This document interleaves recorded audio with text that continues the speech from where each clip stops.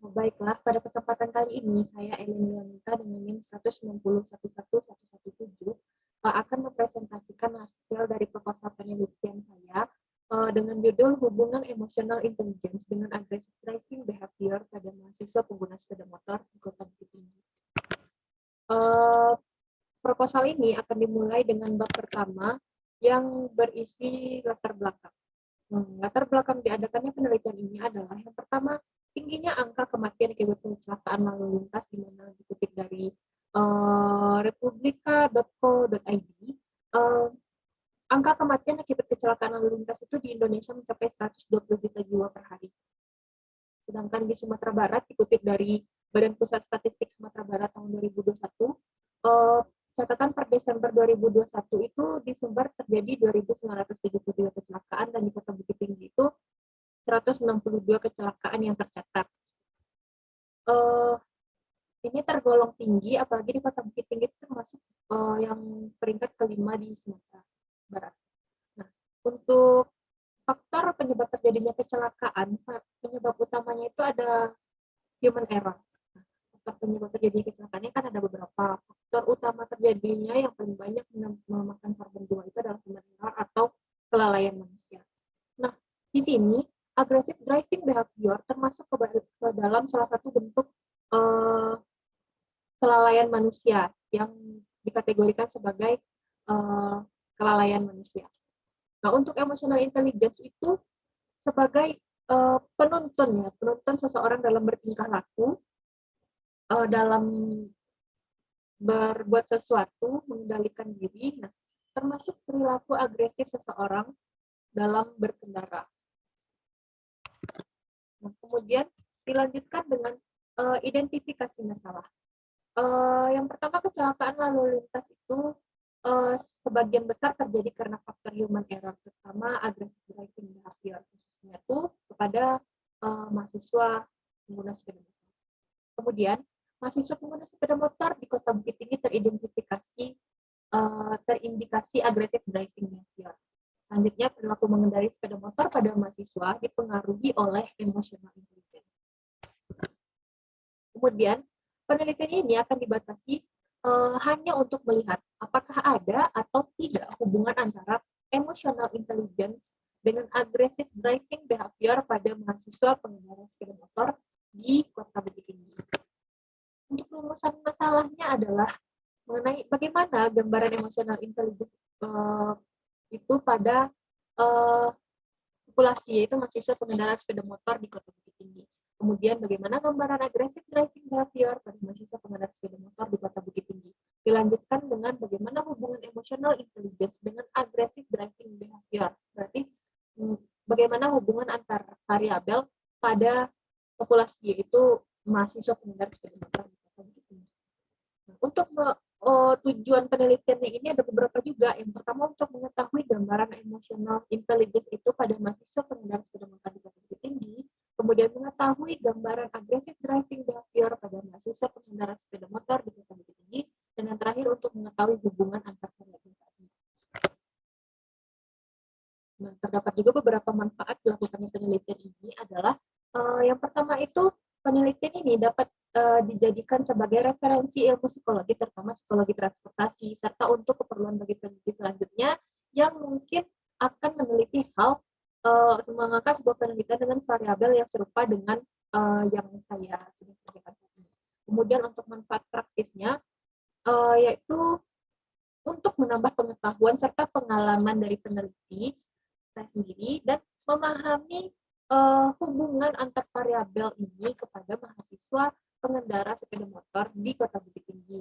Kemudian untuk pengendara sepeda motor, penelitian ini dapat dijadikan sebagai sumber informasi tambahan mengenai pemahaman berkendara di lalu lintas. Kemudian, penelitian ini dapat digunakan sebagai pertimbangan dalam membuat aturan berlalu lintas dengan mempertimbangkan kecerdasan emosional pengendara sepeda motor di dalamnya. Kemudian, penelitian ini dapat dijadikan sebagai tambahan materi belajar dalam bidang psikologi, terutama psikologi transportasi. Nah, untuk bab 2-nya ini kan isinya tinjauan pustaka. Yang pertama itu adalah pengertian dari aggressive driving behavior sendiri. Untuk pengertian dari variabel Y di mana aggressive driving behavior itu terdapat beberapa pengertian, namun ada beberapa grand teori yang saya sangat sorot di sini. Yang pertama itu adalah menurut Tasca tahun 2000. Menurut Tasca tahun 2000 bahwa aggressive driving behavior ini adalah tindakan yang dilakukan secara sengaja dalam mengemudi yang cenderung dapat meningkatkan risiko kecelakaan lalu lintas. Nah, selanjutnya menurut James dan Nahal dalam Novitasari tahun 2020, yang bersangkutan menyatakan bahwa perilaku mengemudi di bawah pengaruh gangguan emosi menghasilkan tingkah laku yang memaksakan suatu tingkat risiko pada pengemudi lain, itu disebut dengan aggressive driving behavior. Kemudian menurut Harris tahun 2013, Harris ini mendukung pendapat Tasca tadi, Tasca yang tahun 2000, yang menyatakan bahwasanya aggressive driving adalah bentuk perilaku mengemudi yang tidak aman, yang bisa diukur tanpa mengacu pada kondisi emosi dan motivasi, karena banyak penyebab lainnya antara lain stres, pola berpikir mengemudi, dan hal-hal lainnya. Berarti menurut Harris, selain karena faktor-faktor yang tadi yang disebutkan oleh Tasca, stres, pola berpikir itu juga menjadi faktor penyebab terjadinya. Nah, jadi dari hal tersebut dapat disimpulkan bahwasanya perilaku mengemudi agresif ini adalah perilaku yang dilakukan secara sengaja dan didasarkan oleh rasa tidak sabar, kesal, keinginan mempersingkat waktu, dan hal-hal lainnya yang diidentifikasikan dengan adanya tindakan seperti klakson membuntuti, melakukan gerakan kasar saat mengemudi, mengedipkan lampu jauh pada pengemudi lain sehingga dapat mengancam keselamatan pengemudi. Nah, terdapat beberapa faktor yang mempengaruhi terjadinya aggressive driving behavior. Itu yang pertama adalah immobility, restriction, kemudian regulation, kemudian lack of personal control, kemudian vehicle in danger, kemudian territoriality, kemudian diversity, multitasking, denial, negativity, empathy, and self-service bias, venting, unpredictability, isolation, kemudian emotional maturity atau emotional intelligence. Nah, berikutnya adalah aspek-aspek dari variabel aggressive driving behavior. Di sini terdapat satu grand yang saya pakai, itu menurut Harris dan kawan-kawan tahun 2014. Membagi perilaku agresif driving menjadi dua aspek. Itu yang pertama, perilaku konflik. Perilaku konflik melibatkan interaksi sosial langsung pengemudi yang ditandai dengan tindakan incompatible yang memperoleh respon konflik. Jadi perilaku-perilaku yang menimbulkan konflik, gesekan-gesekan gitu di antara pengemudi. Kemudian speeding atau mengebut. Perilaku ini termasuk dalam perilaku berisiko, di mana perilaku ini tidak jelas, merupakan perilaku yang memperhitungkan risiko, perbuatan keputusan secara impulsif, dan hanyalah kecerobohan dari pengemudi saja. Begitu. Terdapat dua aspek menurut Harris dikata. Kemudian lanjut kepada variabel X, yaitu emotional intelligence. Menurut Goleman tahun 95 mengatakan bahwa manusia mempunyai dua jenis intelijensi, yaitu intelijensi rasional dan intelijensi emosional, EI sama IQ, dan keduanya sangat berperan di kehidupan manusia. Nah, untuk emotional intelligence ini kemampuan individu untuk mengendalikan impuls emosional, kemampuan untuk membaca perasaan orang lain, dan kemampuan untuk membina hubungan baik dengan orang lain. Jadi emotional intelligence ini untuk melihat seberapa pintar individu dan itu mampu mengelola emosinya. Nah, terdapat beberapa lain pendapatnya, namun akan saya simpulkan bahwasanya dari paparan tadi banyak itu kan yang dapat disimpulkan bahwasanya kecerdasan emosional atau emotional intelligence itu merupakan kemampuan seseorang untuk menerima dan memberi penilaian serta mengelola dan mengontrol emosi yang ia miliki terhadap orang-orang di sekitarnya. Terdapat beberapa aspek dari variabel X, variabel X ini. Kemudian yaitu menurut Goleman 2015 itu pengenalan diri atau self-awareness, kemudian pengendalian diri atau self-regulation, kemudian motivasi atau motivation, dan empati, serta keterampilan sosial.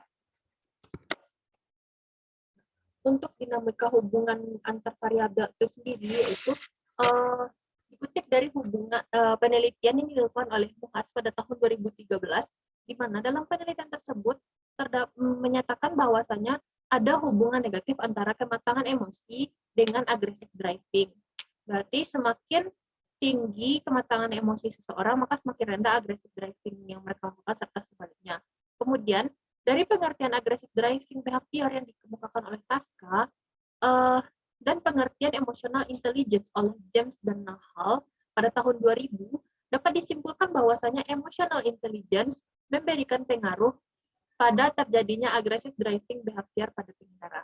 Untuk kerangka konseptualnya ini dapat kita lihat sendiri bahwasanya mahasiswa pengendara sepeda motor berhubungan bersama-sama memiliki emotional intelligence dan memiliki kemungkinan untuk memiliki perilaku aggressive driving, di mana aggressive driving behavior ini mempengaruhi emotional intelligence.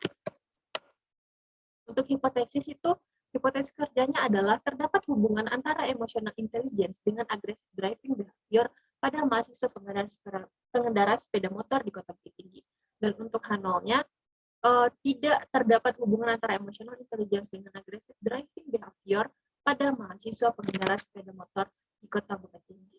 Nah, kemudian untuk bab 3 ini adalah metode penelitian. Metode penelitian yang saya gunakan pada penelitian ini adalah metode penelitian kuantitatif. Untuk populasi dan sampel, populasi dari penelitian ini adalah seluruh mahasiswa pengguna sepeda motor di Kota Bukit Tinggi. Nah, kemudian untuk sampelnya sendiri adalah sampel yang diambil dengan metode purposive sampling, di mana sampel akan diambil dengan apabila sampel dapat dipakai apabila sampel tersebut memenuhi beberapa kriteria yang telah ditentukan sebelumnya. Untuk instrumen dan teknik pengumpulan data, instrumen yang digunakan ini adalah instrumen yang bentuknya seperti skala, yang dimana skalanya ini disusun dengan model Likert. Nah, untuk tabel alternatifnya seperti ini, antara favorable dan unfavorable dapat terlihat di tabel. Nah, untuk validitas dan reliabilitas pada penelitian ini, validitas alat ukur akan dipenuhi dengan validitas isi, dan reliabilitas ini akan didapatkan apabila semakin mendekati angka 1,00 berarti semakin tinggi tingkat reliabilitas dari aspek tersebut, dari poin tersebut. Kemudian untuk teknik analisis data di sini untuk melihat variabel emotional intelligence dan variabel aggressive driving behavior ini, peneliti menggunakan skala Likert, dan untuk menemukan antar kedua variabel menggunakan product moment correlation coefficient. Nah, demikianlah presentasi yang dapat saya sampaikan. Semoga dapat bermanfaat dan dapat dipahami. Saya akhiri dengan wabillahi taufiq wal hidayah. Assalamualaikum warahmatullahi wabarakatuh.